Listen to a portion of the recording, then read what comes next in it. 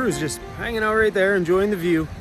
We were on a drive today looking for a perfect spot to bunk down for a few days, and we found this amazing place. Nice finger, look at that. Look at my hand from all that firewood. I was driving today and I seen a bunch of chopped wood right off the side of the road, and there was a guy in a bulldozer in his yard, so I pulled over and he shut his bulldozer off, and I'm like, hey man, you want to sell me some wood? The guy's like, sure, give me 10 bucks, take whatever you can take. He goes, I chopped that stuff last year and I haven't done anything with it. I'd be happy to make 10 bucks. I'm like, perfect. I didn't have 10 bucks, so I gave him a 20. He was pretty stoked about it. And tried to stock me up with more, but I didn't want to double stack that firewood because I didn't want to damage my cabinets. But we got lots of wood to hunker down here for, I don't know yet. We'll see.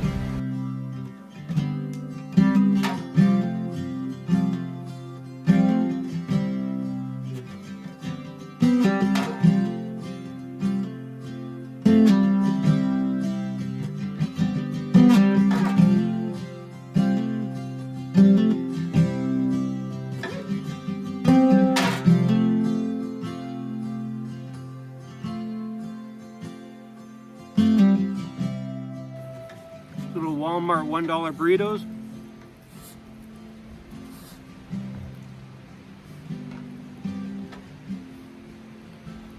And some spicy Thai sauce, so good.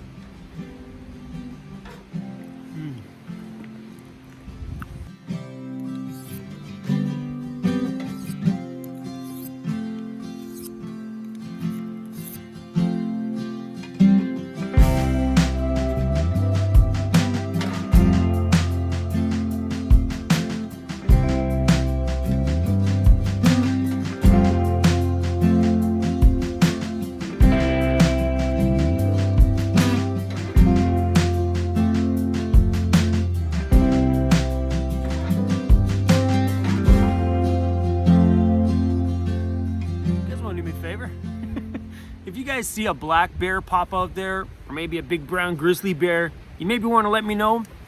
Or if you see a cougar creeping through the woods over there, be like, psst, Crum, look over there.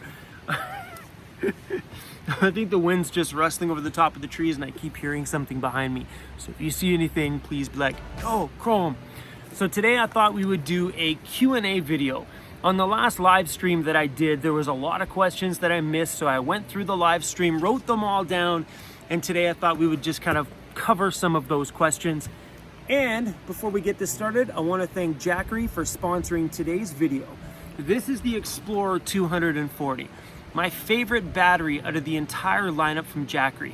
These things have a lithium-ion battery inside, and the reason why this is my favorite is because it's small, it's compact, and I use this one for everything outside of my van. I have a deep cycle battery in my van, 300 watts of solar in my van, and I still use this thing on the daily for outdoor power. So if you're looking at getting into van life, I think this is a perfect starter battery without the muss, fuss, and wiring and all the headaches. Plus, when your van upgrades and you get a bigger van and start getting into solar, this thing is not a wasted purchase, you will still use it. Promo codes to these are in the description down below. All right, let's dive into this Q&A. First question, how am I keeping clean? I covered this one in a video the other day, but I take a pot from my van, fill it up from the creek. That's why I've been trying to stay by creeks as much as I can because the water is clear. Rivers usually sometimes can be a little brown, but I take a pot, go down there, fill it to the rim, boil it on my burner, and you can either get it super hot and then add some more creek water into it till you get the desired temperature, or what I usually do is I just boil it till it's at the right temperature to do a full-blown wash down. And if I need to boil a second one, I do. But that's why I've been choosing to stay in the backcountry, because van lifers right now, we don't got showers because everything's closed unless you're using a truck stop, which I did the other day. They're just expensive. $12 shower. Chrome, what size engine do you have in your van? Mine has the 4.6 liter V8. 4.6? Yeah. 4.6 liter V8. The other engine available in my year is the 5.4 liter Triton engine. So the difference is the 4.6 that I have is the better engine compared to the Triton engine, which is the larger one that came out in this van as well. So the Triton engines I hear are a little bit finicky and people have more problems with that one than the one that I have. So if you are looking at buying an Econoline, try to stay away from the Triton, not because I'm a mechanic or I'm giving you like real advice, just I hear things. like things in the bush behind me. Is the ceiling inside of my van, is that patchwork I see on your roof? No, that is actually just a piece of material that I bought at IKEA for $3.99 a yard. There's $10 worth of material up there. It's like a big long sheet, and I just spray glued it up there and pushed the whole thing on there. Super affordable, nice and easy, and it's been up there for quite some time now. Is Tim Hortons like Starbucks, a gas station chain? Weird question. No, Tim Hortons is actually their own separate individual business. So Tim Hortons and Starbucks would be our two main coffee chains here in Canada, at least in British Columbia anyway. And for those who are wanting to know, is Tim Hortons Canadian? No, Tim Hortons is an American company owned by an American company. Or they're another country, but I think they're American. They were started back in 1964 as a Canadian company, but since whatever year it was, a US company now owns our great Canadian Tim Hortons, which is no longer great Canadian. The coffee's garbage at Tim Hortons anyway, don't go there. I go there because they're like everywhere. What kind of fridge do I have? I don't have a fridge, I have a cooler, and I love my cooler. Mine is a Canadian company called Woods. They're sold at Canadian Tire. I love that thing. I haven't had that thing in the summer yet, but I bought it at the tail end of last summer, and it's been beautiful. And I've, so far as of right now, don't need a fridge. I've been in my van now for 2.5 years. Never once have I ever thought about getting a fridge. I might get one day, but so far, not so much. Do I write my own music for my channel? No, I'm a DJ, not a music producer. So all the music on my channel that you hear is made, produced for video creators, and I buy them from sites like Epidemic Sound or Soundstripe, which is the two main services where I get all of my music from. So I own all the licenses to all the tracks that you hear in my videos, allowing me to monetize them. How long did it take for me to get 100 subs? A while. I was pushing out I was pushing out daily videos at the beginning, and I was just like, nobody was watching them. But I think that's the thing for any YouTube channel, is you just got to be persistent. Just keep pushing out what you want to put out, push out what you feel passionate about, and sooner or later your channel will grab. If it doesn't grab, then like YouTube is I always say it's a game of luck. You just put a video out there and you hope that the algorithm grabs it, puts it in front of the right people, and people click on it. Because that's the key to a successful YouTube channel and video, is that when YouTube gets a brand new video, they throw it up, and on your little sidebar, you guys see all those little suggested videos. Well, that's where all these new channels their videos get thrown up in there. If nobody clicks on those, YouTube's like, well, they're not selling ads, so we're not going to keep pushing it. It's out. So you only have a very short window for that to have a captivating title or thumbnail that people will click on it.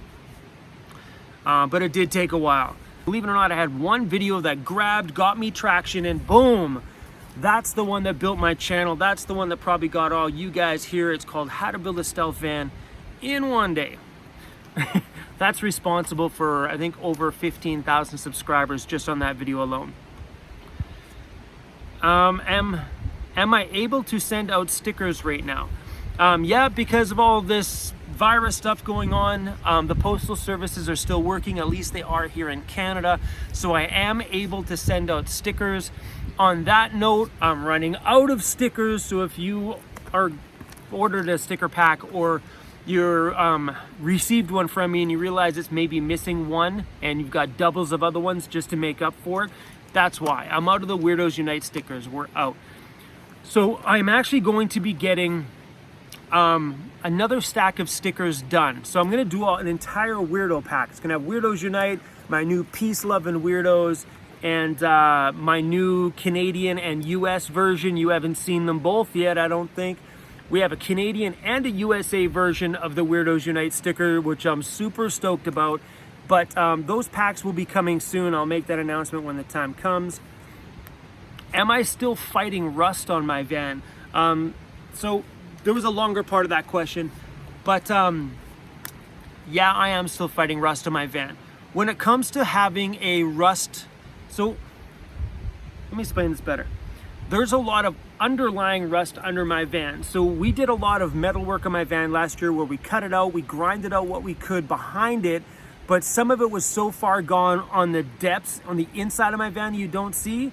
So once we sprayed that like the corrosion converter, that rust converter. So once all those new panels were welded on, there is still a high chance that the inside rust will continue to come through and start wrecking the brand new bodywork we did on the front. But yes, I think this rust fight will be a forever thing on my van until the day I sell it.